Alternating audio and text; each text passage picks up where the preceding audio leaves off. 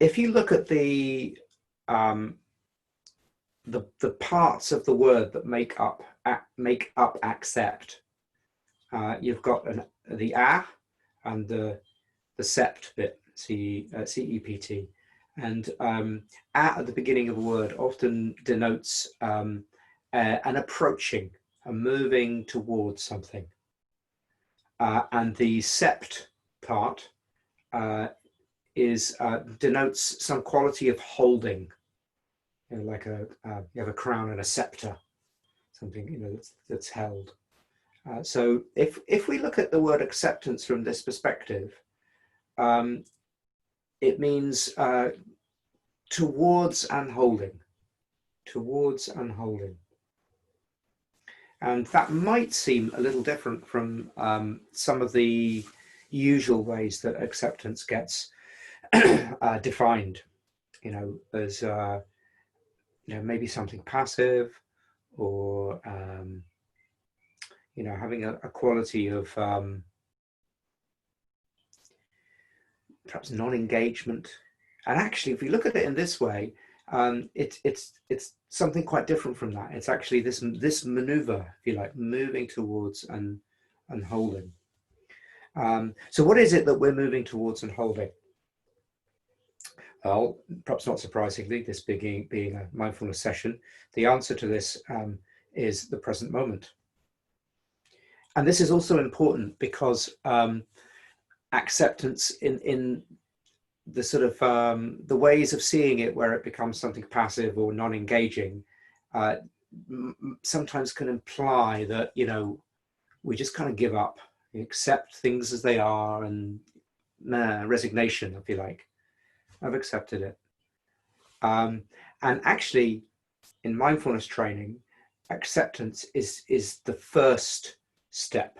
It's actually a foundational maneuver of coming to meet the present moment that is actually highly creative, because it aligns us with reality. And when we are aligned with reality, with things as they are, then there is the possibility of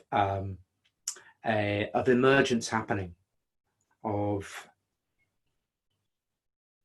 a kind of co-creation, if you like, of future events as we start to influence them from the present moment, rather than when we're not accepting something.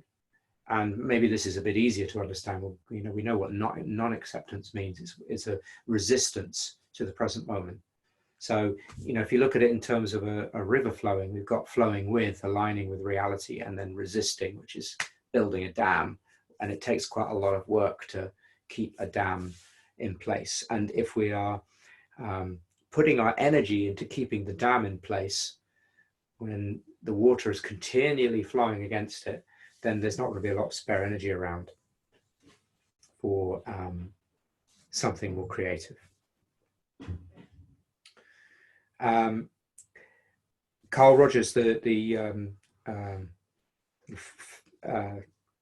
founder, if you like, of humanistic psychology, said, the curious paradox is that when I accept myself just as I am, then I can change. And I think that expresses this very well. That it's the acceptance that creates the possibility of transformation. And in fact, maybe the acceptance is already the transformation, because sometimes by accepting something, we're taking a new relationship to what's happening, and that new relationship, which is the way that we attend to an event, already makes it different, because we are continually co-creating our moments by the way that we attend to them. So it's actually a hugely creative, even active step to accept the present moment. And that doesn't mean that you're accepting, in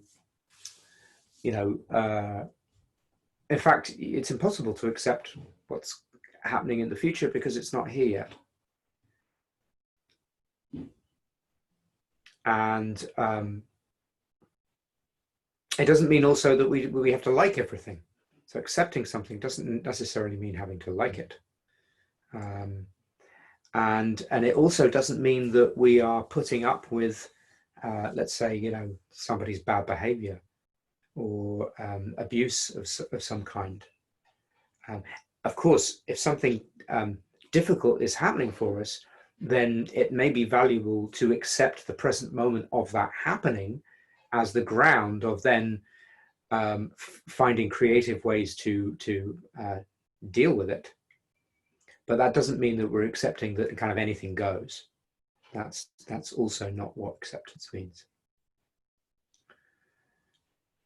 So if what we accept is just now and now, and now is already here, then acceptance actually becomes the only sane way of living our lives from moment to moment. And of course, it's really difficult because inevitably there are many aspects of life that we don't want, things that come up that we don't want, things that people do that we don't want, illnesses that come up that we don't want, and many things that we don't have that we would like. So it's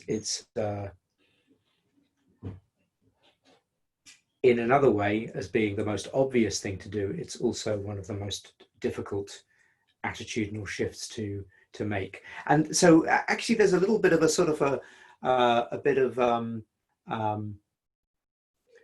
paradoxical work that we can offer to this, which is that if we're in a state of non-acceptance, then the invitation is to accept that.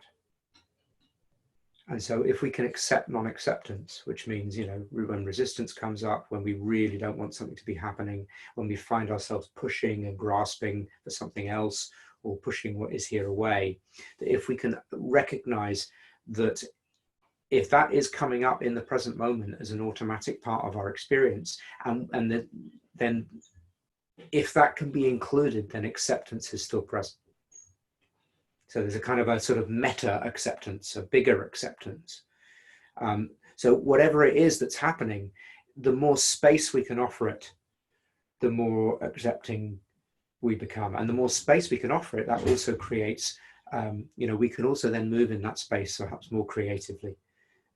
You know, I imagine all know what it's like to be stuck in a problem and ruminating over it and ruminating in it, we might say. And you know, all of the tightness and narrow mindedness that can produce, almost like we're sort of digging ourselves deeper into our hole with our, you know, the way that we're attending to it. And so when we accept, first of all, we stop doing that, stop digging, and there's the possibility then of being able to see the situation from this bigger view, because our energy is freed up to see and relate in a more friendly way. And my kind of favorite mantra, if you like, for this is Sylvia Boorstein's phrase, which is, may I meet this moment fully, may I meet it as a friend. And notice that it's just this moment that we're meeting fully, not yet the next one. May I meet this moment fully, may I meet it as a friend. And then what comes from that is what comes from that. But the possibility of creatively engaging with acceptance. And because this goes against so many of our instincts and impulses, it takes practice.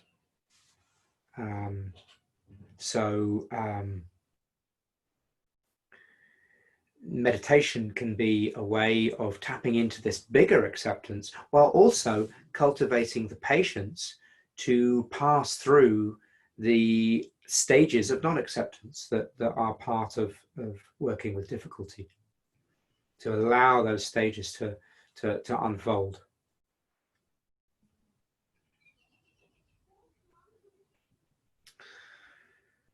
There's a quote that I'll read you from The Mindful Way Through Depression,